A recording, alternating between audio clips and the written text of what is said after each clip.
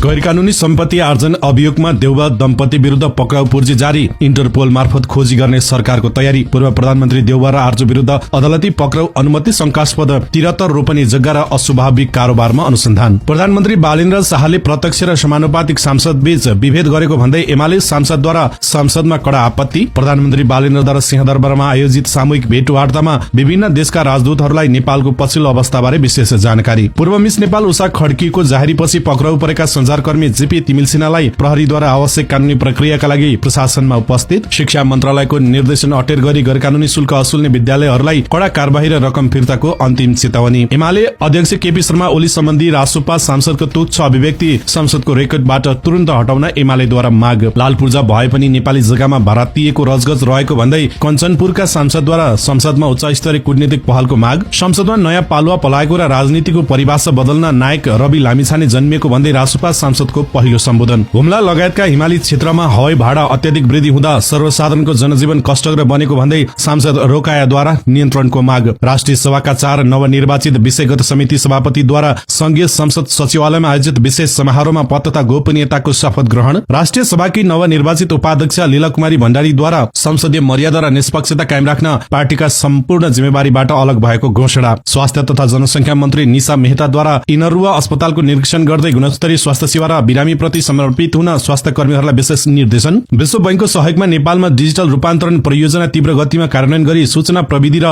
शासकीय सुधार गर्ने सरकारको विशेष प्रतिबद्धता। महावीर पुनद्वारा अर्थतन्त्र विकासका लागि विज्ञान प्रविधि र अनुसन्धान गर्ने छुट्टै शक्तिशाली मन्त्रालयको विशेष माग। कानून व्यवसायीलाई सिंहदरबार प्रवेशमा नागरिक एपको पास अनिवार्य नगर्न सुहाङ निङमाङद्वारा सरकारको गम्भीर ध्यानाकर्षण। देशको सार्वभौमसत्ता र राष्ट्रिय एकताको संरक्षणमा नेपाली सेना सदैव कटिबद्ध रहने प्रधान सेनापति सिग्देलको विशेष उद्घोष। सांसद रूबी कुमारीद्वारा दाइजो प्रथाको अन्त्य र युवा बेरोजगारी समस्या समाधानका लागि सरकारको गम्भीर ध्यानाकर्षण। कानून व्यवसायीलाई सिंहदरबार प्रवेशमा नागरिक एपको गेट पास अनिवार्य गर्ने सरकारको नयाँ नियम प्रति विशेष ध्यानाकर्षण र तीव्र विरोध। प्रयोगविहीन सरकारी भवन र भ्यूटारहरूको उचित सदुपयोग गर्न सांसद नीतिमा भण्डारी कार्कीद्वारा सरकारको ध्यानाकर्षण। 3 दशकको कुशासन र भ्रष्टाचार विरुद्ध युवाहरूको चरम आक्रोशको रूपमा जनजित आन्दोलनको उदय भएको सांसदको जिकिर। भारतीय सवारी साधनको डे पास दुरुपयोग र नेपाली यातायात व्यवसायमा परेको गम्भीर असरबारे सांसदको विशेष ध्यानाकर्षण। एमाले नेता बादलद्वारा उपाध्यक्ष विष्णु पौडेलमाथि पार्टीभित्रका दुश्मन र दक्षिणपन्थी प्रवृत्तिलाई एक्सपोज गरेको गम्भीर आरोप। ताप्लेजुङमा बाबुको पहिचान नभएका 2 दाजुभाइले पहिलो पटक आमाको नामबाट सफलतापूर्वक वंशजको नागरिकता प्राप्त गरे। मुलुकभरका कारागारमा 60 नाबालक सहित 26,000 कैदीबन्दीको उपचारमा राज्यको करोडौं धनराशि वार्षिक रूपमा खर्च।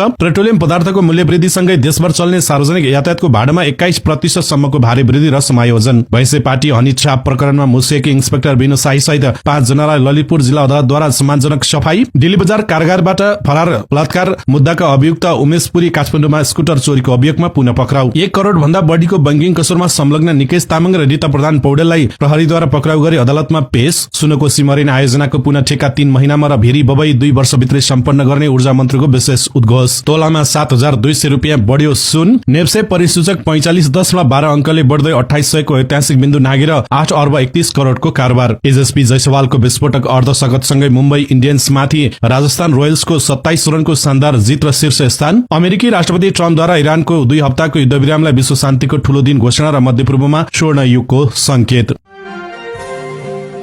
दर्शक महानुभाव नमस्कार। नयाँ पार्टी न्यूजको समाचार बुलेटिनमा यहाँलाई स्वागत छ। नयाँ पार्टी न्यूजको समाचार बुलेटिन तपाई कहाँबाट हेरिरहनु भएको छ कृपया आफू रहेको स्थानको नाम कमेन्ट बक्समा लेखिदिनुहोला। तपाई पहिलो पटक हाम्रो च्यानलमा समाचार हेर्दै हुनुहुन्छ भने कृपया हाम्रो च्यानललाई सब्स्क्राइब गरी नजिकैको बेल आइकनलाई पनि क्लिक गर्नुहोला। हाम्रो मेहनतका लागि यस भिडियोमा एक लाइक अवश्य गर्नुहोला। आउनुहोस् दर्शक महानुभाव अब लागौं समाचार विस्तारतर्फ।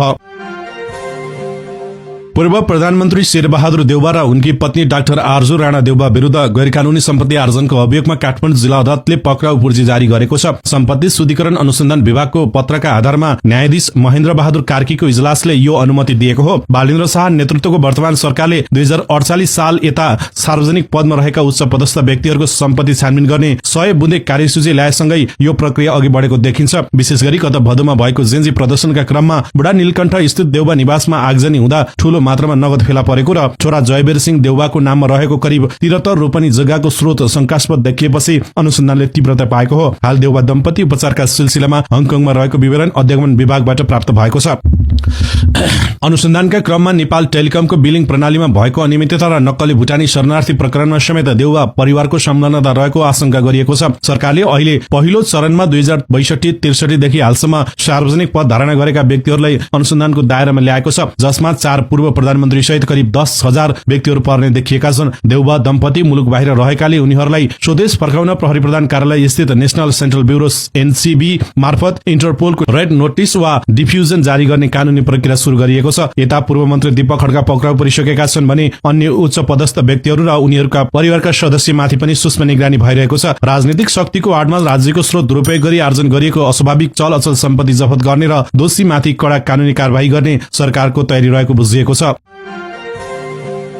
नेकपा एमालेकी सांसद टुक्रा भद्र हमालले प्रधानमन्त्री बालेन्द्र शाहमाथि प्रत्यक्ष र समानुपातिक प्रणालीबाट निर्वाचित सांसदहरूबीच विभेदपूर्ण व्यवहार गरेको गम्भीर आरोप लगाउनु भएको छ। बुधबारको प्रतिनिधि सभा बैठकमा बोल्दै उहाँले प्रधानमन्त्रीले प्रदेशगत रूपमा गरिरहनु भएको भेटघाटमा समानुपातिक सांसदहरूलाई उपेक्षा गरेको भन्दै कड़ा आपत्ति जनाउनुभयो। प्रधानमन्त्री शाहले पछिल्लो समयमा केवल प्रत्यक्ष निर्वाचनबाट आएका सांसदहरूलाई मात्र भेटेर विकास निर्माणका विषयमा छलफल गर्ने अवसर दिनुभएको, तर समानुपातिक तर्फका सांसदहरूलाई किन सहभागी नगराएको भनी प्रश्न उठाउनुभयो। सबै माननीय सदस्यहरूको हैसियत समान हुनुपर्नेमा जोड़ दिँदै सांसद हमालले सरकार प्रमुखबाटै निर्वाचित प्रतिनिधिहरूबीच फरक व्यवहार हुनु लोकतान्त्रिक पद्धति र संवैधानिक मर्म विपरीत रहेको ठहर गर्नु भएको छ। यस्तो कार्यले संसदीय गरिमामा आँच पुग्ने भएकाले समान अवसर र सम्मान कायम गर्न ध्यानकर्षण गराउनु भएको हो।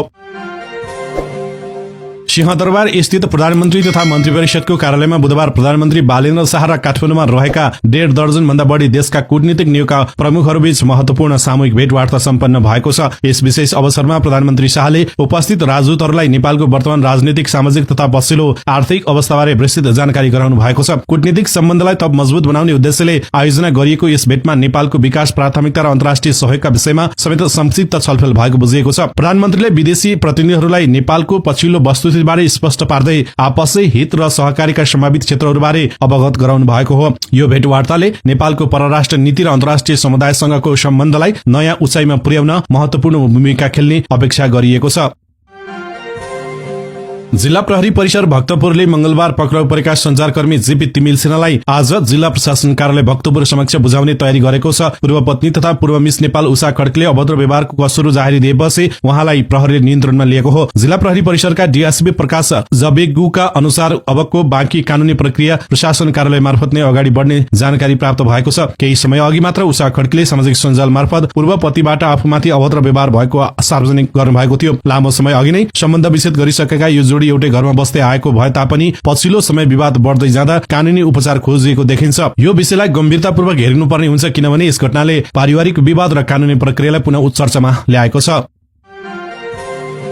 शिक्षा विज्ञान तथा प्रविधि मन्त्रालयले कानून विपरीत विद्यार्थीबाट अग्रिम भर्ना र अतिरिक्त शुल्क लिने संस्थागत विद्यालयहरूलाई तत्काल त्यस्तो रकम फिर्ता गर्न पुनः कड़ा निर्देशन दिएको छ। मन्त्रालयका प्रवक्ता शिवकुमार सापकोटाले बुधबार विज्ञप्ति जारी गर्दै निर्देशन पालना नगर्ने विद्यालयहरूलाई प्रचलित कानून बमोजिम कार्यवाही गर्न गृह मन्त्रालय, जिल्ला प्रशासन कार्यालय र स्थानीय तहहरूसँग आवश्यक समन्वय गरिने प्रश्न पार्नु भएको छ। विद्यार्थी तथा अभिभावकका शुल्क सम्बन्धी गुनासो र शिकायत सुन्नका लागि शिक्षा तथा मानव स्रोत विकास केन्द्रमा छुट्टै सहायता कक्ष समेत स्थापना गरिएको छ, जहाँ निर्देशक निम प्रकाश सिंह राठौरलाई सम्पर्क व्यक्तिको रूपमा तोकिएको छ। यसअघि नै शैक्षिक सत्र शुरू हुनु अगावै भर्ना नगर्न र शुल्क नलिन दिएको निर्देशन केही विद्यालयले अझै अटेर गरिरहेकाले मन्त्रालयले यो कठोर कदम चाल्न लागेको हो। सरकारले नियम मिच्ने शिक्षण संस्थाहरूमाथि कड़ा निगरानी राख्दै अभिभावकको हित संरक्षण गर्न खोजेको देखिन्छ।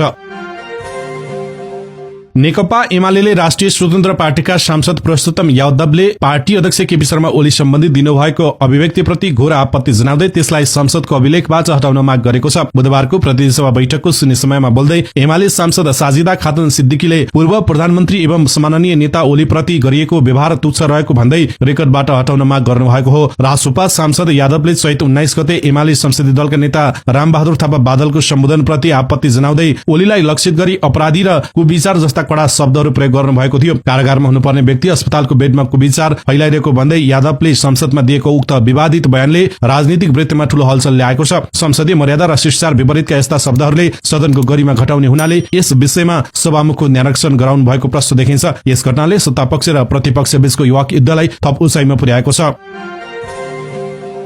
राष्ट्रपाका सांसद जनक सिंह धामीले प्रतिनिधि सभा बैठकमा कञ्चनपुरको सीमा क्षेत्रमा नेपाली जनताले भोग्नु परेको गम्भीर समस्याबारे सरकारको कडा ध्यानकर्षण गराउनु भएको छ। कञ्चनपुर 1 बाट निर्वाचित धामीले स्थानीय बासिन्दासँग जमिनको लालबुर्जा भए पनि सो जग्गा भारतीय पक्षको चलन भोगमा रहेको र सीमा व्यवस्थापनको कमजोरीले चुनौती थपिएको बताउनुभयो। उहाँका अनुसार 38